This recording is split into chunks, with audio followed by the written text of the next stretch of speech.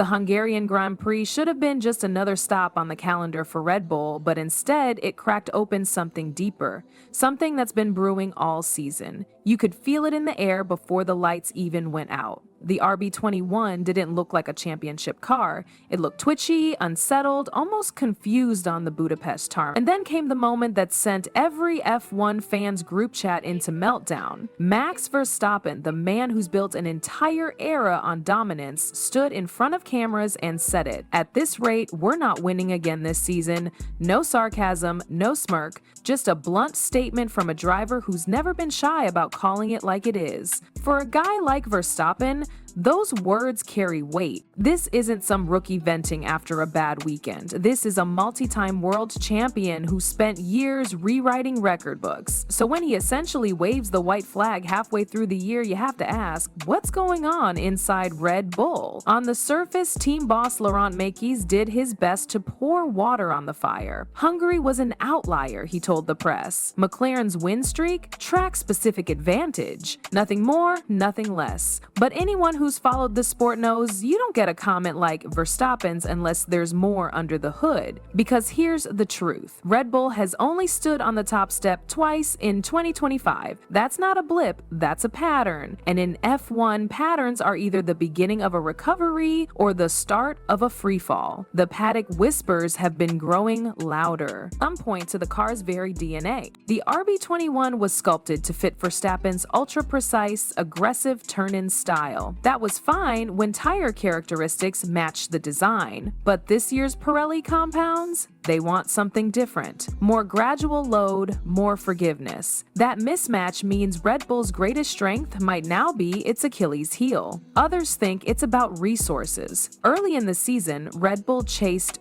bold upgrade packages, gambling on concepts that were later abandoned. That's precious development time and budget gone, and in a cost cap world, you can't just throw money at a mistake. Then there's the shadow of 2026. When the new engine regulations kick in and Red Bull rolls out its first in-house power unit with Ford. If they've already shifted focus to that project, then maybe Verstappen's frustration isn't just about a slow weekend, it's about feeling like the present has been sacrificed for the future. And here's where it gets even trickier: leadership. This is Mekies' second race as team principal, stepping in after Christian Horner's departure left a vacuum. Horner was a master of crisis management, someone who could keep the garage in line and the sponsors smiling even when things got messy. Mekies is experienced, yes, but he's still earning the authority to steady the ship. That's a tall order when your star driver is firing off headlines that make investors nervous.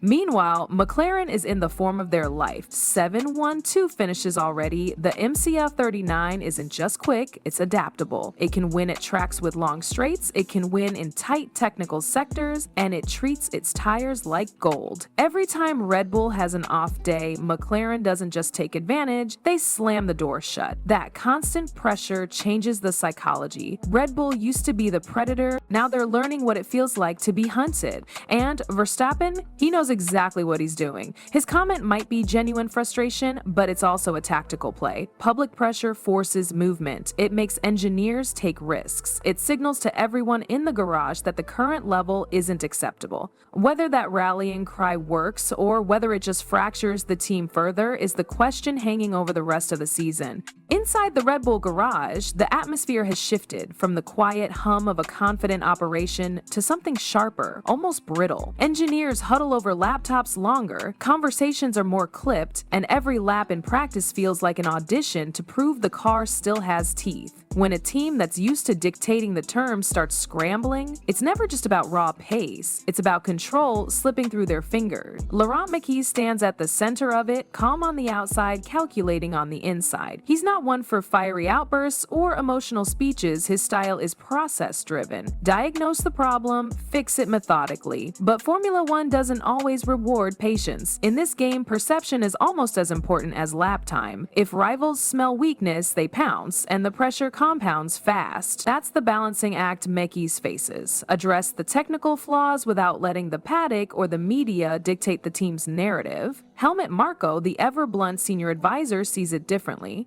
He's been through enough seasons to know when a course correction needs to be violent rather than gradual.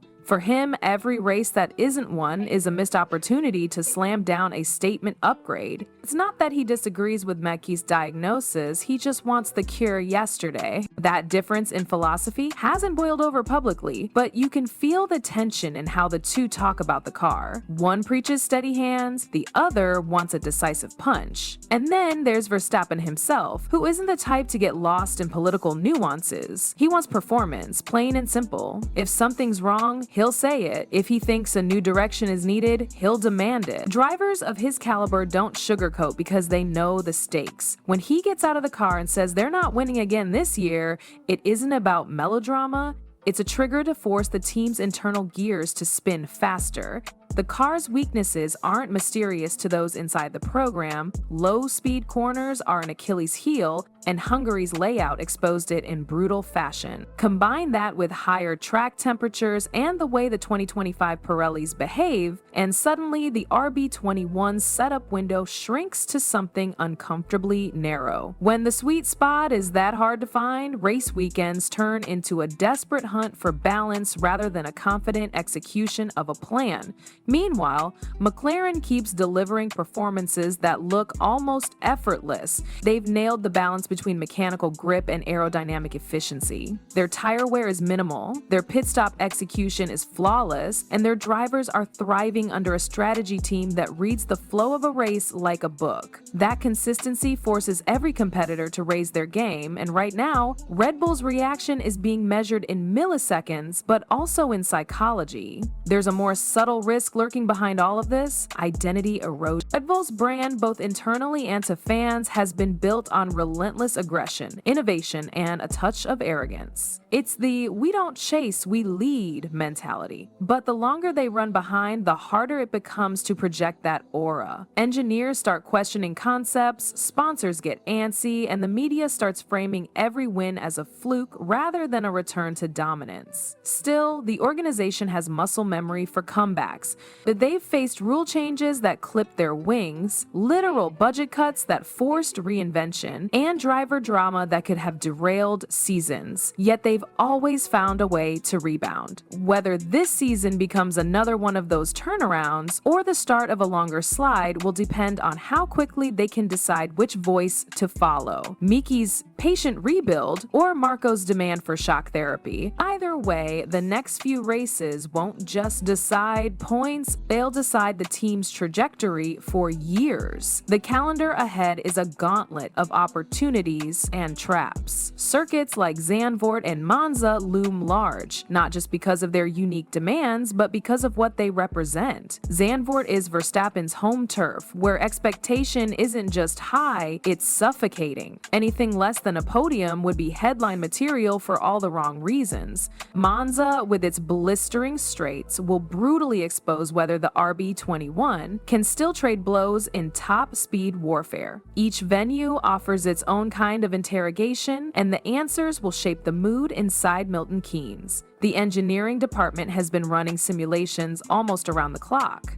They're weighing how aggressive to be with upcoming upgrades, mindful of the cost cap, but also aware that waiting too long could make the points gap unbridgeable. There's talk of a floor redesign to widen the car's setup window, but that kind of change isn't something you can bolt on overnight, and every delay invites another McLaren 1-2 or a surprise challenge from Ferrari or Mercedes. Behind the scenes, the politics are just as intense as the racing. Sponsors want reassurance without hearing excuses. They need the illusion of certainty, something that keeps their brand tied to a winning image. Verstappen's comments might have unsettled them, but walking back that perception is tricky. Red Bull's PR team can flood social media with motivational clips, but the only cure for doubt is cold, hard results. For Verstappen, the situation is personal. He's not chasing validation. He's chasing the satisfaction of knowing the car beneath him is worthy of his skill.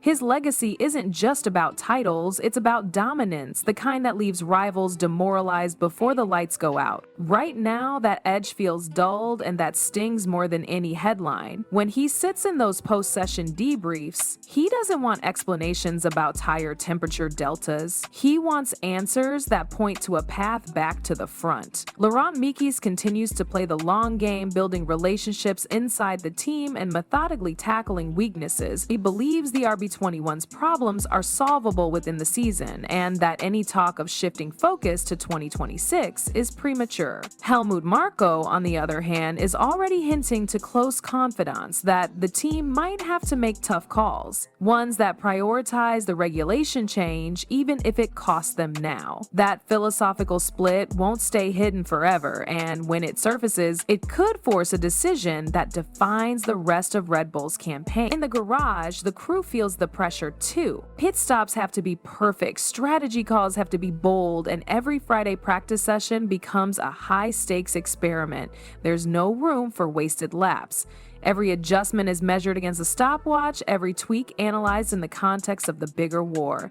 The people turning the wrenches and manning the pit wall know they're part of something fragile, a dynasty that could either reassert itself or crumble in real time. The rivals aren't standing still. McLaren's engineers are already refining next year's package while keeping the current car razor sharp.